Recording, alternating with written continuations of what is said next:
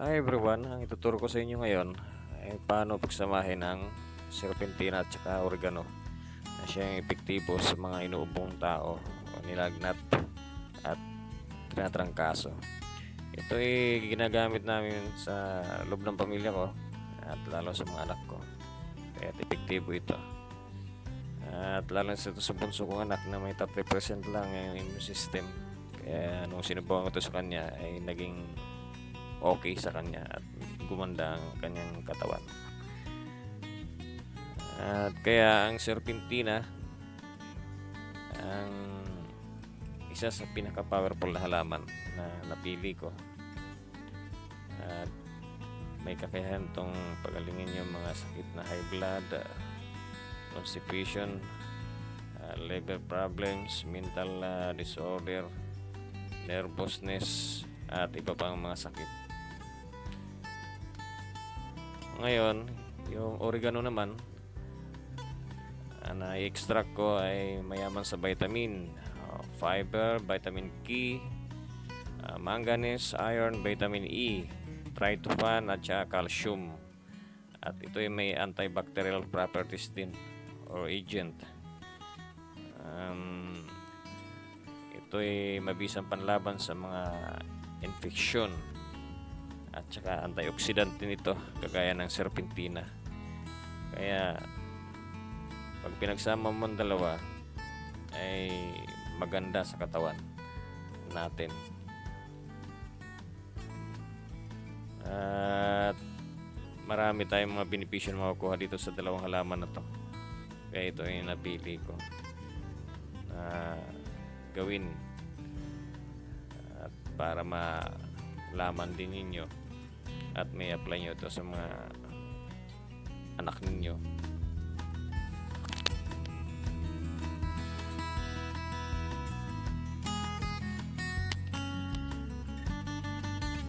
So ipakita ko sa inyo yung unang step ay ang pag-harvest ng dahon ng serpentina.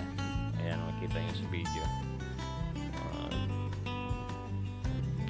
Dahon lang at dahan-dahan lang yung pag-harvest para hindi masira yung dahon. So ayan, yan po ang step number 1.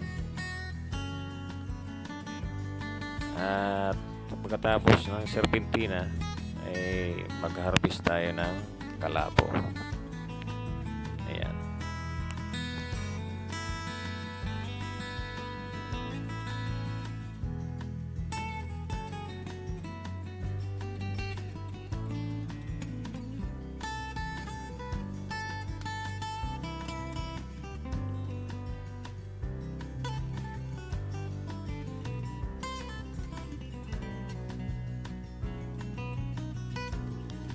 Tapos natin mag-harvest, ang pangalawang step ay ayan, makita nyo yung oregano ay harvest natin tsaka serpentina. Kailangan natin ibabad sa mainit na tubig.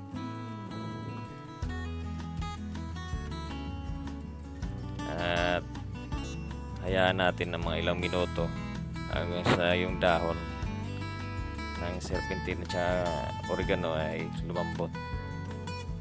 Yan, kung makikita ninyo.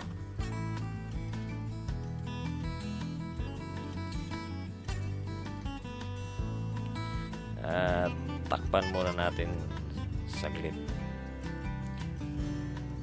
Patapos ng ilang minuto na nakababad sa mainit na tubig ay buksan natin kung okay na. O yan, okay na pala. At ibuhos natin yung tubig doon sa baso.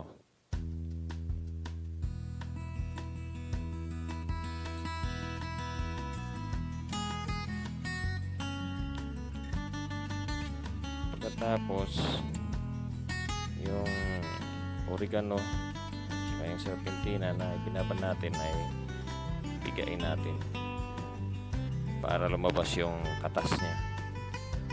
So ito, kinakamay ko para pakita sa inyo kung wala kayong gamit na pangdikdik, pwede rin siyang kamayin.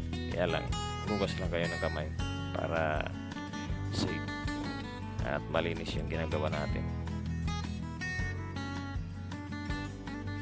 yan ay ilalagay natin sa baso uli. Paulit-ulit lang hanggang sa maubos natin yung katas dyan sa dahon. Yan.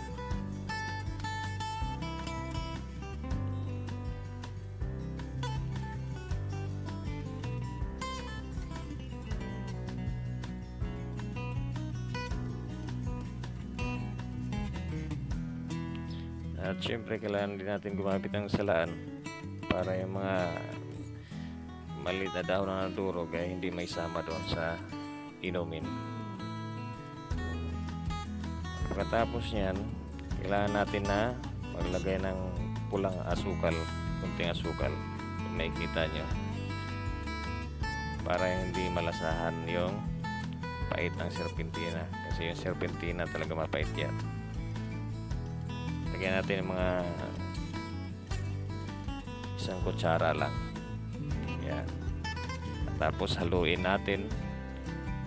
Yan.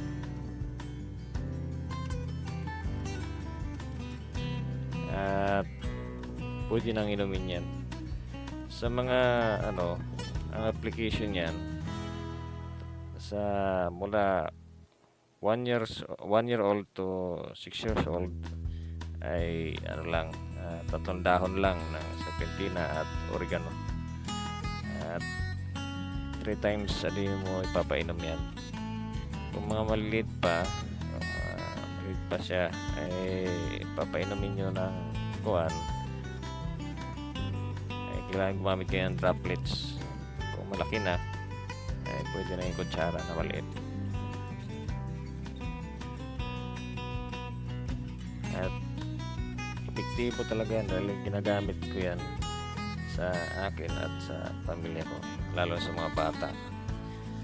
Kaya ito yung tinuturo ko sa inyo para karoon kayo ng dagdag kaalaman tungkol dito sa mga halamang gamot. At talagang garantisado yan at epektibo talaga dahil yan ang ginagamit ko. Sana yung video ito ay nakatulong sa inyo at para masubukan nyo rin, lalo na sa mga bata. At marami kasi ngayon mga sakit na lumalabas at saka virus, kaya kailangan natin gumamit ng herbal medicine. Yan lang po at maraming salamat sa inyong panonood. Huwag niyo kalimutan na mag-subscribe, like o i-share ito, video na ito, para makatulong naman po ito sa iba.